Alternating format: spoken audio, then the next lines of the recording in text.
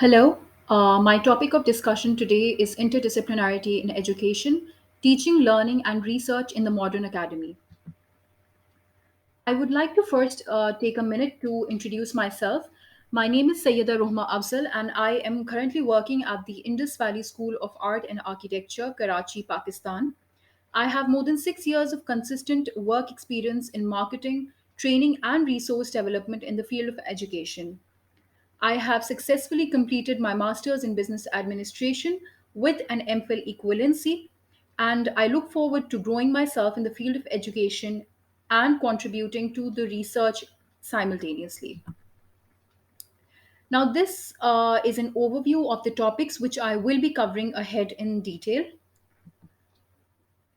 I would like to first give a brief overview of what exactly my research is about.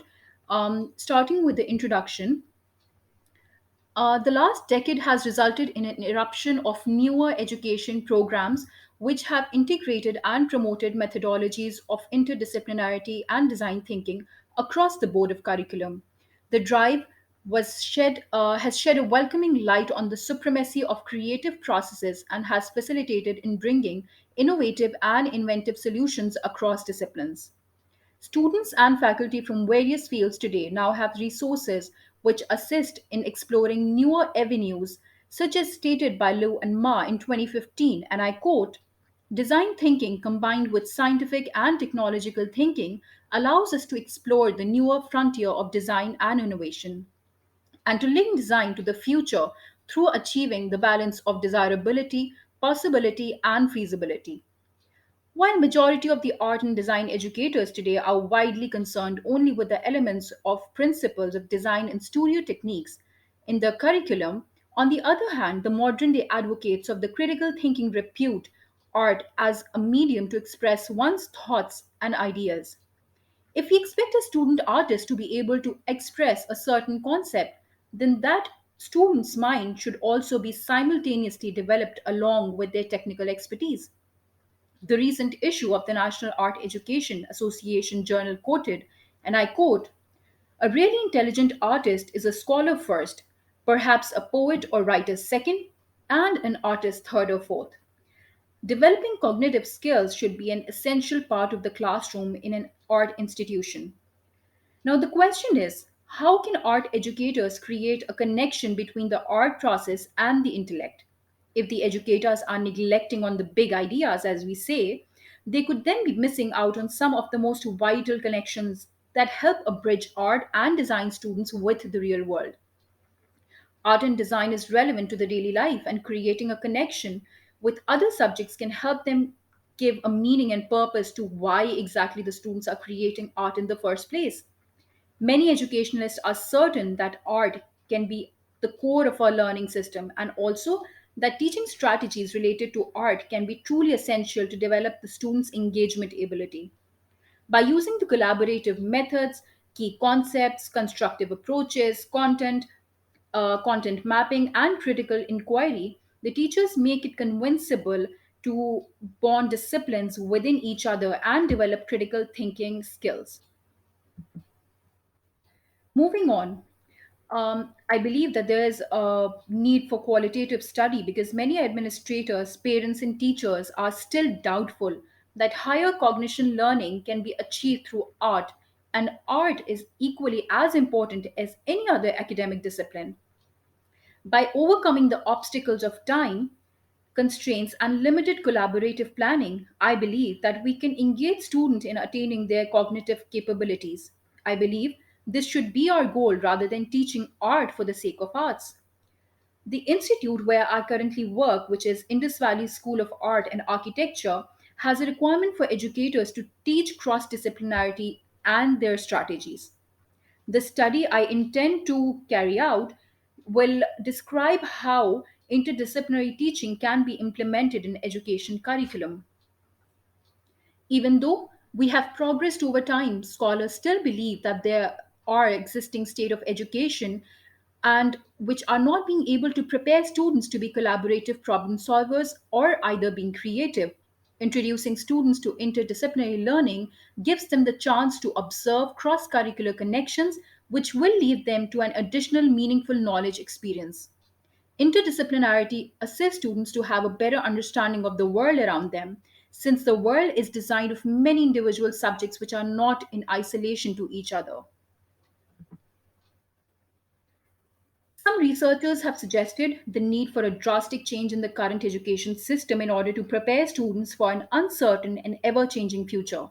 One solution would be to create co taught interdisciplinary classes that integrate multiple content areas into unique real world opportunities for learning in one class. In this way, teachers could bring together multiple disciplines in order for students to understand a theme or essential question. Now, the diagram that I have displayed in front of you is showing us a bit of how interdisciplinarity can work in an educational system. First off, is having a vision. When we talk about the vision itself, the faculty and the management plays a huge role over here in the curriculum development policy, collaboration, and sharing knowledge. When we talk about the second factor, that is education, the faculty plays a huge part in the contribution of pedagogy, innovative practice, assessment, student and teacher characteristics, learning goals, and indicators. And last but not the least, which counts a lot coming from the management and administration itself, is the infrastructure, tools and techniques, coordination, and developing teaching skills.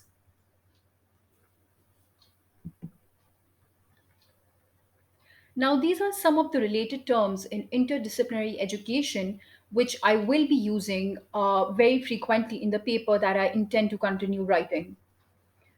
First off is big ideas. Ideas that will capture the student's interest and needs for a holistic approach. At the general level, they represent significant aspects of life such as identity or social codes of conduct, and they reflect the complexities of our culture. They also combine elements of both the concrete and the abstract. Next is multidisciplinary or cross disciplinary design. The curriculum design brings together related disciplines in a format unit structured around a common theme. The difference between the parallel design is that teachers meet initially and select a theme, modify content, presentations to fit the theme. Last but not the least, and the foremost important term, is interdisciplinary design. Instruction deliberately planned to bring together the full range of disciplines in the school's curriculum. Curriculum designers meet, plan, modify, and monitor, evaluate instruction related to common theme. Now, the basic question of why should we be teaching interdisciplinarity? In institutions today, where we keep a lookout for interdisciplinary program, a course of interdisciplinary enterprise would assist in providing an interactive link among disciplinary courses. The course outline in such a course should be able to cover the following points. A. The course should enable students to develop an understanding of their program and at the same time be able to facilitate the students to create linkages the courses among the program. This is applicable for both studio courses and theory courses, since they should be able to understand, appreciate, and discuss why they deal with a certain theme or issue in their relative course. Also, this would give them an understanding of how they can create a connection with the upcoming courses. B. As Gerald Graff has been quoted in several publications, the students should be able to compartmentalize the knowledge which is embarked upon them. They should be able to realize and figure how their professors probably are discussing the same idea or subject with the help of using different jargons in different disciplines. And even then, they are reaching two diverse conclusions. The idea that Kraft advised that we should teach the conflict means that we should teach the students to distinguish the various insights which flow from different disciplinary point of views and then be able to deliver the resolving capabilities. This, of course, is the most integral part why interdisciplinary education is important. Part C. Teaching students interdisciplinarity with the assistance of topical or thematic focus enables the students to go through various exercises in combination to themes and topics which are in relevance. It is usually expected that the students will learn why and how do they have to integrate in the years to come. This preparation is quite varied from the disciplinary programs where the student is usually more method based, which is again poorly motivated for the students themselves. Part D. The course offered to the students should be able to teach students to interconnect the nature of research practice to another non academic audiences as well. They should be able to explain and at the same time justify their majors with their prospective employers and as well as their parents and friends. Now, the idea of art and design should be interdisciplinary in such a manner that they should be able to novel the programs within their own context. They should have the expertise to answer queries without struggling with any circular content. My next topic of discussion is the theory of arts integration. The theory of art integration was discovered as early as the 4th century BC. This was in ancient Greece, where it was argued by Plato that the art forms should be used as a groundwork for the educational methods. They stated that the students will learn with the help of expressive, social, and constructive methods. A theory was formed on the subject of art mediation by Jean Guggenheim. This theory was later expressed and explained by Ewens in his paper where it was called the theory of mediatio.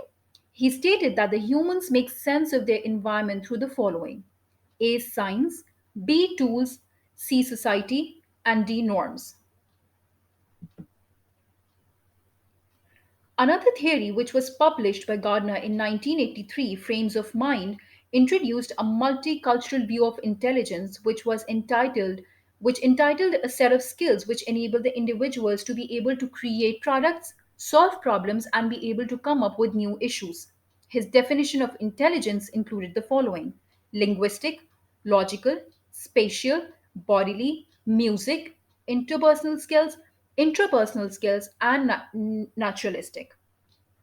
Gegnepien's background is in linguistics and he studied the deconstruction of language. Gegnepien concluded that humans mediate their activities through art. As Ewens in 1992 notes, art, and I quote, the rational capacity to technically mediate our activity. The premise is that art is the fundamental form of human rationality. Now, I would like us to understand what exactly is art and integrated learning. In the coming time ahead, the faculty or teachers should possess a more powerful and commanding knowledge basis for classroom management skills and the subject matter. This will assist them in addressing the student needs, enlarging learning capacity, and the ability for critical pedagogy. In the previous years, art education research was not considered to be consistent. The studies have usually been replicated, and there wasn't much diversity in the methodology. The focus of the studies, which were carried out, did not have a practical approach to assess the teachers, rather, they have been very theory based.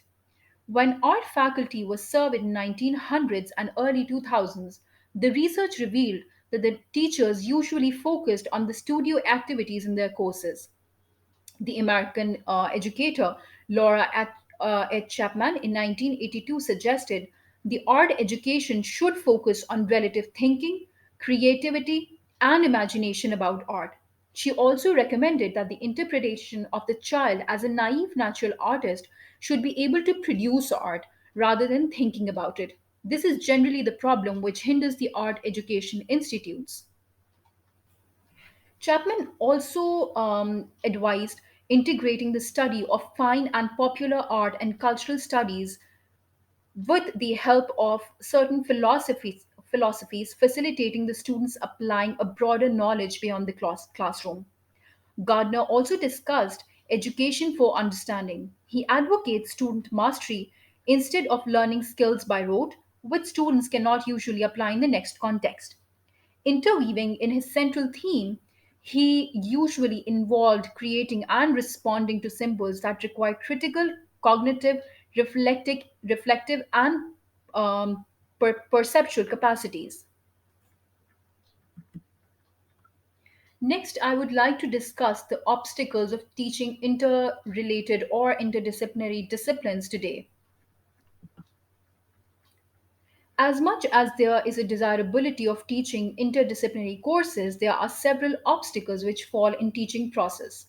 Some of the most common issues which are faced include community involvement and support, insufficient planning time, curriculum mapping, inaccessibility to national and state artisans, ongoing professional development, and lack of resources.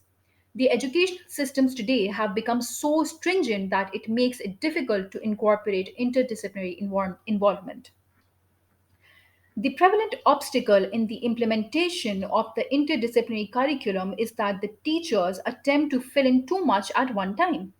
The trick, on the other hand, is to understand the overlaps between the subjects which are being taught to the students. For example, when studying about Renaissance, the teachers should be including music, literature, visual art, and social studies. There are times when a certain part of the course is being overtaught in various courses and the faculty is not aware of it. When the teachers take a look at what they are teaching collaboratively, they come to realize the commonalities in their courses. Being able to highlight the overlap will require sharing a bit and pieces from each and every teacher and resources available. In research conducted by Rusha and Jesse, they outlined the hindrances and obstacles which are faced by the educational institutes with teaching integrated learning. Can the arts maintain integrity in interdisciplinary learning? Now, that is a question. And it examined the idea and question of art. The focus was to understand if art was being taught for the sake of a course rather than integrating bridge which serves as an aid to assist other courses. Moreover, there was a debate if high standard of art education was being disseminated in institute where the integrity of art itself wasn't being compromised. In order for art not to be used as a support subject, art goals in the national standards of art education call for a sequenced and comprehensive learning in the various disciplines of art. The intent of standards is that the are taught for intrinsic value, yet the most important goal is for students to make connections among art when combining art with other subjects. Now, I would like to move on to the last part of my presentation, and which is the most important part of my discussion as well, discussion of future patterns of interdisciplinarity in education. Various kinds of interesting ideas and phenomena have been observed which have been quite relevant to inter or transdisciplinary education. Usually, in higher education, we can observe a merger of various existing disciplines which become a specialist which moves from mono to multi to inter and back to monodisciplinary studies, which form their own foundational theory, approaches, and methods. This in turn focuses on issues from one discipline which might not have answers to it, but the other disciplines might have.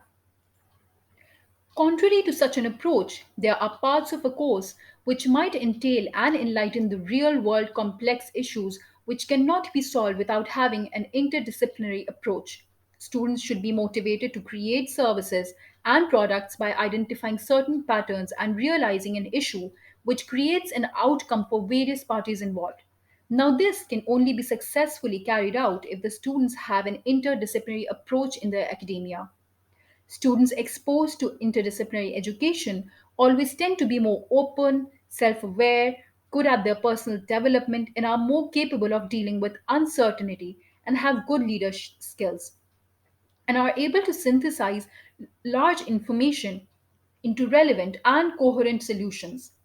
Although students from foundation years can also be polished so that they evolve at a quicker pace and are more open to their surroundings.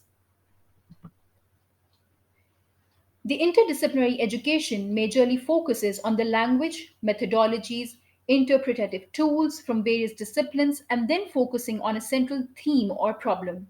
As a result, students from interdisciplinary program are more inclined towards integrated perspective and strategies which are solution based rather than acquiring content based knowledge which is derived from a single discipline. It ensures that the students have a more comprehensive and holistic approach of courses and concepts. The learning outcomes of interdisciplinary counts in advancement towards personal epistemology, metacognitive skills, and critical thinking.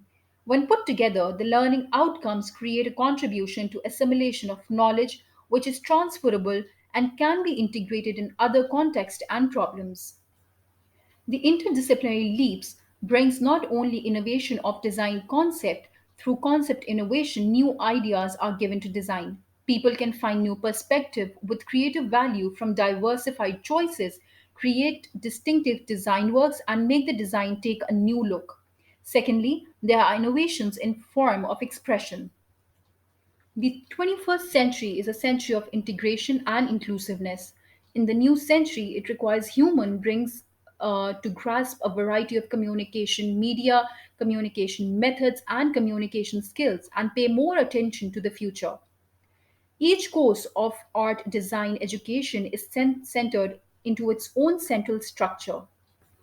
It isn't long that it would profoundly change people's view on the world and the future itself. Thank you for being so patient and listening to me. Thank you.